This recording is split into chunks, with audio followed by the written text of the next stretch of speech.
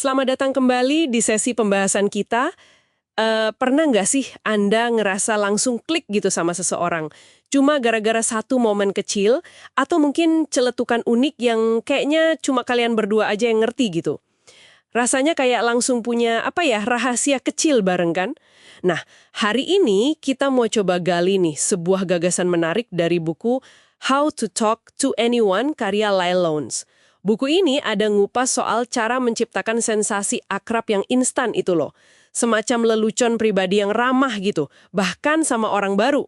Jadi, misi kita kali ini kita mau bongkar gimana sih referensi bersama kayak gitu bisa jadi jalan pintas yang ampuh banget buat bangun kedekatan. Yuk kita bedah bareng. Iya, betul banget. Dan sumber kita ini menyoroti fenomena yang sebenarnya sering kita lihat kok. Kayak pasangan lagi bisik-bisik mesra, atau teman lama yang ketawa ngakak karena guyonan internal mereka, yang orang lain nggak ngerti gitu kan. Atau mungkin rekan kerja yang saling senyum ingat pengalaman bareng.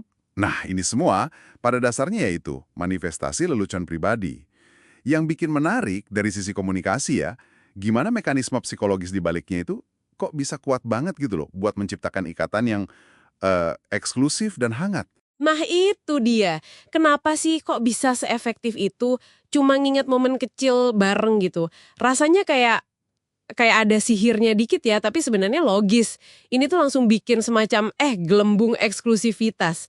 Perasaan kitanya itu loh yang spesial. Jadi kayak beda dari mereka di luar sana, meskipun kitanya ya jua berdua aja.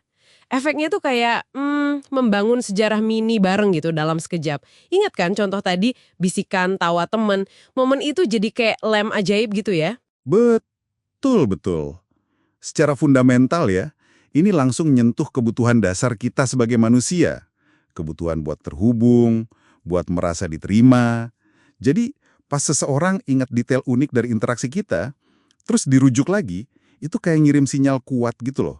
Sinyal kayak, saya perhatiin kamu loh, atau momen kita bareng itu penting, kita punya sesuatu yang spesial nih. Jadi, ini sebenarnya bukan melulu soal lucu atau enggaknya momen itu ya, tapi lebih ke validasi dan juga pembentukan identitas kelompok kecil si kita itu tadi. Ini cara yang cerdas banget buat bangun keintiman verbal, bisa melompati basa-basi yang kadang kaku kan? Oke, oke. Kedengarannya ampuh banget sih ini, tapi gimana ya cara terapinya sehari-hari biar nggak kerasa aneh gitu? Atau kayak dibuat-buat, ada resepnya nggak sih? Panduan ini sebenarnya nggak ngasih formula pasti sih. Dan bagusnya gitu ya. Kuncinya itu bukan di resep, tapi lebih ke, kepekaan kita. Saat lagi ngobrol, gitu. Coba deh perhatiin momen-momen unik yang munculnya spontan aja. Mungkin ada kejadian lucu nggak terduga, atau ada frasa aneh yang diucapin orang. Atau observasi bareng soal sekitar yang kebetulan sama-sama kita sadari. Oh, jadi kuncinya di kesadaran pas momennya terjadi ya. Terus abis itu gimana? Tepat. Nah, setelah momen itu lewat, di lain waktu, di kesempatan lain, Anda bisa aja rujuk lagi momen itu. Tapi santai aja, halus gitu. Mungkin bilang, wah ini jadi ingat pas kita lihat sebutin kejadian unik itu tempo hari ya. Referensi singkat kayak gini nih, yang nantinya bisa jadi semacam kode rahasia atau ya itu tadi, lelucuan pribadi kalian. Tapi ya itu, munculnya kudu alami, jangan dipaksain. Ah, oke, paham. Jadi ini bukan soal kita sengaja bikin lelucon ya, tapi lebih ke ngenalin dan ngehargain momen unik yang emang terjadi aja. Persis, dan disinilah titik pentingnya. Subtilitas dan ketulusan. Itu krusial banget. Kalau referensinya kerasa dipaksain, atau Anda kelihatan usaha banget gitu, wah, efeknya bisa kebalik. Jadi canggung, malah bisa dianggap manipulatif. Ingat, tujuan utamanya kan membangun jembatan koneksi. Yang ramah, yang positif. Ini bukan trik buat ngelabui, tapi cara tulis buat nunjukin kalau Anda itu menghargai interaksi itu. Kehangatan itu intinya. Oke, jadi bisa disimpulin ya, momen bersama yang otentik, sekecil apapun itu, kalau diingat dan disentil lagi dengan cara yang halus, yang tulus, itu punya kekuatan gede banget buat bikin rasa dekat seketika. Kayak punya lelucon pribadi gitu.